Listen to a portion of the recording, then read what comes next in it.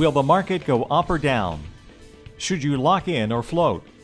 Find out this and more with Master of the Markets, hosted by Barry Habib of MBS Highway. Brought to you by Paramount Residential Mortgage Group.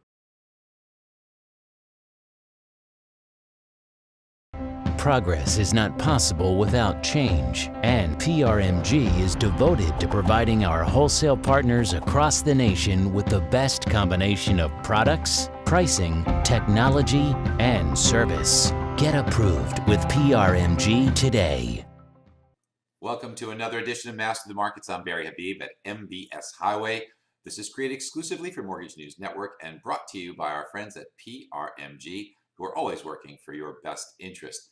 So last week we did see a lot of activity. You had the Fed came out and of course hiked rates as anticipated, but also talked about persistently low inflation. It wasn't a unanimous vote. You had two dissenters. One, of course, Neil Kashkari, who thinks we should be at negative interest rates, just he's a little bit crazy. And the other was Charlie Evans, a super dove as well. But still, they did hike rates. And what does that mean? Well, mortgage bonds responded well, like they always do. I know it's counterintuitive, but we tell you mortgage bonds like that because mortgage bonds worry more about inflation, and if the Fed hikes rates, they curtail inflation, and in fact, inflation was really in the news last week. Now, some conflicting information. PPI, or Producer Price Index, really hot inflation numbers, but that's on the wholesale level. The market really worries if it translates to the consumer level, which we see in CPI, Consumer Price Index, and that was well beneath expectations, even lower on year-over-year basis, so the market really liked that. It was a overall good week for mortgage bonds as they did pretty well, although they were kept in check by some important levels of resistance. A 200-day moving average, for one, kept things kind of in check for mortgage bonds, and they're now going to try this week to make another run at it, although inflation, again, will be an important deciding factor. We're going to see this week we get the Fed's favorite gauge of inflation, the personal consumption expenditure, or PCE. So this gauge will tell us if we're starting to see some whiffs of inflation. We don't anticipate that, so we should do okay. But because the market's been so kind of spoiled into always getting good inflation data, a surprise here on the PCE could create some volatility. So we do have to stay on guard for that. Now, besides that, this week we got a whole heck of a lot of housing data, and we love this because the media's got a negative slant. Housing's been so strong. The media's been super wrong. But you know what? Housing's been terrific. I anticipate these reports to be pretty good, but count on the media to try and point out any negative factor they can.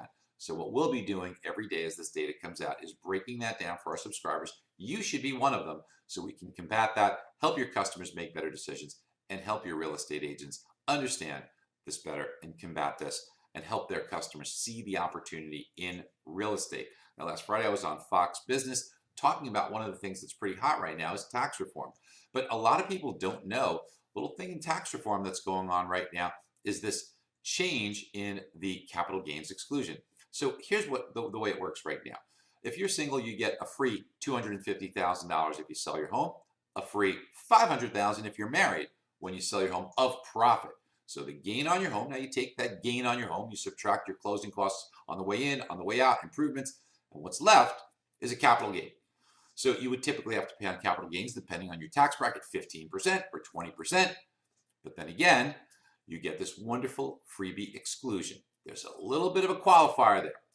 The only way you can get it is if you've lived in that home at least 2 years out of the past 5. And then you get this beautiful exclusion. Now look, in some parts of the country, you could have made a lot of money on your home, maybe $50,000, $75,000, $100,000 more.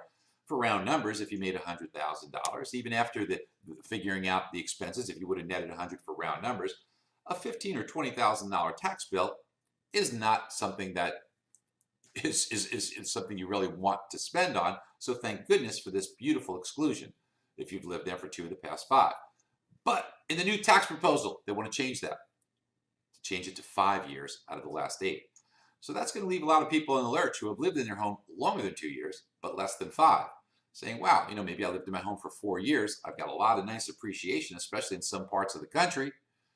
But do I want to sell my home now and take on that tax bill that's going to be forthcoming? Just something to give you some pause for thought and think about what's going on here.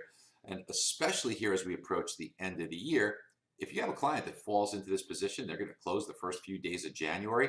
Why don't you be a hero and save them a lot of money and see if you can move that up to the end of December and take all that risk off the table. So now, by the way, I should tell you that there's two proposals, the Senate and the House. The Senate provides for something that says if your home was under contract for sale in 2017 and you closed at the beginning of 2018, we'll retroactive to the 2 years instead of 5. But the House has no such exclusion for that. So we really have to try and watch this carefully and protect our customers the best we can, because by the time it's reconciled, it could be too late if the House version is the one that dominates and you no longer have that little gimme of saying, hey, if you had your contract in 2017, it might just be you closed in 2018, you got to pay this tax. So just think about that, talk to your customers about it, and heck, get on board with MBS Highway, man. We can really help you. What the heck are you waiting for?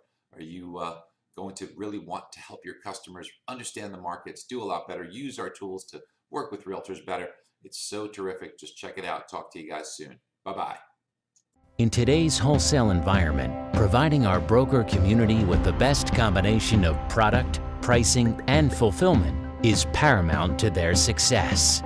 With a strong net worth and delivery of high-quality performing loans to the secondary market, it is no secret why many brokers choose PRMG as their wholesale partners. PRMG. We strive to be better in all that we do. Get approved with PRMG today.